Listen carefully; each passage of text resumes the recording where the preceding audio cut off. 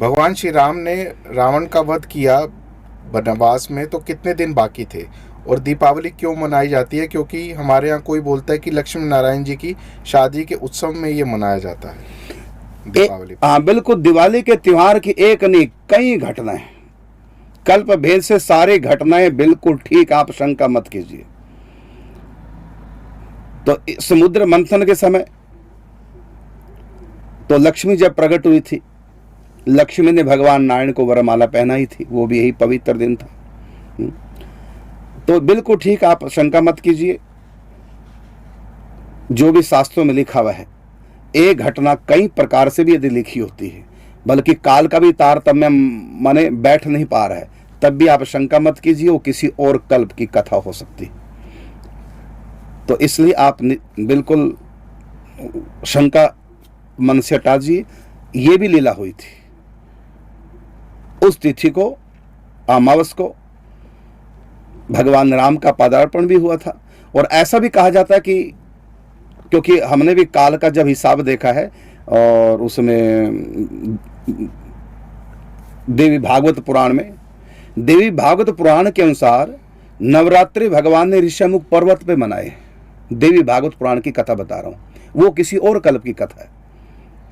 तो उसमें नवरात्रों में 9 दिन दुर्गा का पूजन किया भगवान राम ने, और 10वें दिन वहां से विजय यात्रा प्रारंभ की। इसलिए उसको विजय यात्रा के नाम से दसवीं, विजयदशमी कहने लगे। तो 10वीं तिथि को, जिसको हम दशहरा बोलते हैं, 10वीं तिथि को वहां से भगवान ने ऋषिमुख पर्वत से अपनी यात्रा, विजय यात्रा प्रारंभ की। तो ये देवी भागवत पुराण में है दशहरे का। और उसके बाद फिर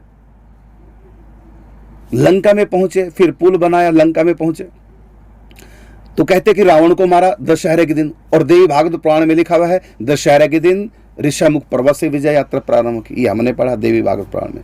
तो ऐसे कालक्रम आगे पीछे हो ना, इसका अर्थ ही होता है वो किसी और कल्प की कथा, वो किसी और कल्प की कथा। और दूसरी बात है, दशहरे के दिन यदि भगवान निकले हैं वहां से, तो 82 दिन तक तो युद्ध चला, ऐसा हमने प्रमाण पढ़ा। और तब तो दिवाली निकल गई, फिर दिवाली निकल गई, तो दिवाली कैसे मना ली?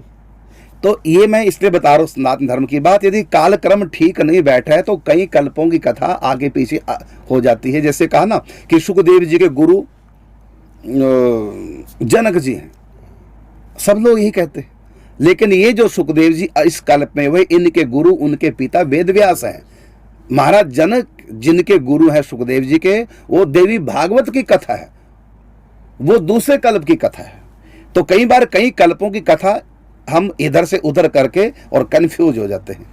इसलिए कल्प भेद जानना, सनातन को जानने से पहले, हमारे ग्रंथों को जानने से पहले कल्प भेद जानना आवश्यक है। और साकार भगवान को जानने से पहले प्रेम तत्व को जानना बहुत आवश्यक है। ये प्रेम तत्व जिसके कारण से भगवान साकार हैं, और दूसरा ये कल्प भेद जो लीलाओं का भेद आगे पीछे हो जाता है। तो इसको सामंजस्य बैठाने के लिए, अपनी श्रद्धा को पुष्ट करने के लिए, नहीं तो मन में श्रद्धा खराब होगी कि वहाँ ये लिखा वहाँ ये, तो कल्प भेद को जानना बहुत आवश्यक है। इसलिए एक कल्प में राम जी आए थे दिवाली के दिन, और एक कल्प में लक्ष्मी के साथ नारायण का विवाह हुआ। अगला प्रश्न।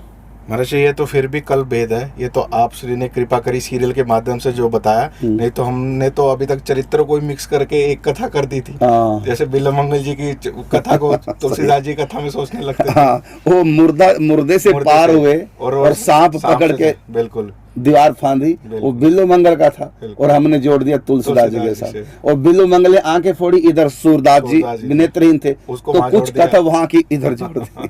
कल्प तो दूर की बात है, हमने तो यही चरित्र जोड़ दिए। कल्प तो बहुत आगे की बात है, हमने तो यहीं पर एक दूसरे के चित्र को डाल दिया। हाँ बिल्कुल।